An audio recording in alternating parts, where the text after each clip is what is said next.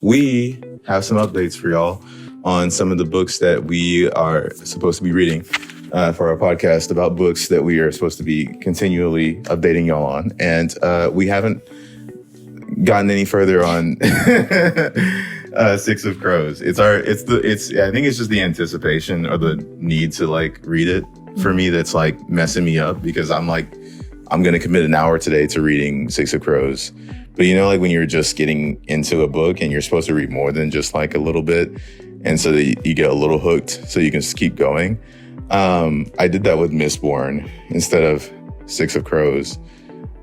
But maybe you did better than I did. Like, have you like? No, honestly, I've only still read the first chapter. Hell yeah. So, which I know I'm like going to enjoy it. Like, yeah. You know, we have no reviews that are good or bad yet. I'm sorry. But yeah. Yeah. Okay. So that's our update on Crows. Cool. I'm gonna start with Mistborn now. So this is the book that I started while we were on the what we call it, hiatus a little bit of. Sorry, I kicked you. But I wanted to get to one of these new books that Brandon Sanderson had written. I forgot it was Light something or Skyfall or something like that. And it was a really good. It was like really well liked by people. I think it had released really recently, like maybe within the last year or two, and it's like a series. And I was like looking for like a superhero kind of fantasy series to like bide my time or while I was waiting on the hiatus, because I got really into reading. And then Brandon Sanderson was like, I've written a lot of books and people keep asking me where they should start because the stories are kind of like interlinked, and I didn't want to just start out of order. And I was just trying to figure out what I needed to read to get to the point where I can join this series. And he was like, start the very first book that I wrote. And I was like, okay, so I'm starting at Mistborn, which I think is the first one that he's released in this type of writing. This is the first trilogy, at least. And it's really good. I really like it. I'm not gonna spoil anything because I'm not super deep into it. I'll spoil it next time. It's 10 chapters in. But I do really like it. And I guess I'm kind of telling you about it too. Have you read Mistborn? Mm-hmm. Okay, cool. So it's kind of like it's got a lot of different world building structures in it. I was talking to somebody earlier about it, and I was saying that I thought it was just this world of like people, and there was kind of like not much going on, but there was just like subtle inclination that there's something to do with mist going on, you know, just like a little like cool, cute little story.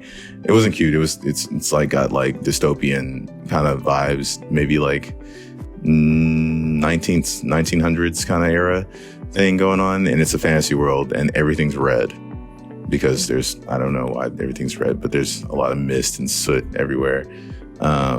And it falls from the sky. And so I was like, oh, this is a really weird kind of like world, one dimensional a little bit, but like I like it. And then slowly I got introduced to like some cool characters, and then I got introduced to another character. And so you know how like in like the John Gwynne book, there was like 3 characters they never met. They introduced 2 characters and they meet in the 3rd chapter. And so I was like, oh, okay, cool.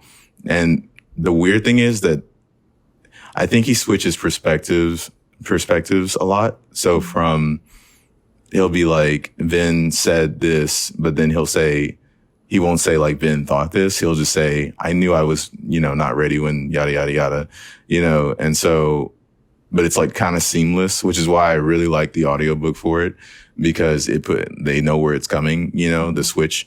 And he also does it in the same paragraph for the other character. So basically it's like Vin's thinking something and Kelsier's thinking something, and they're also saying things. And so the way that he writes is kind of switching between first and third person and a little bit of second person. It's just like a really cool little experiment, I think. Maybe I haven't read that much, so maybe it's not, but I really like it. And it's got a lot. If you like world building, and slow world building. I just fell in love with the characters, and I hated some characters, and I just kind of like grew to really like it. And then they introduced me to another world within the same context, and I was just like getting more and more into it. And they have a cool power structure, power system, like powers.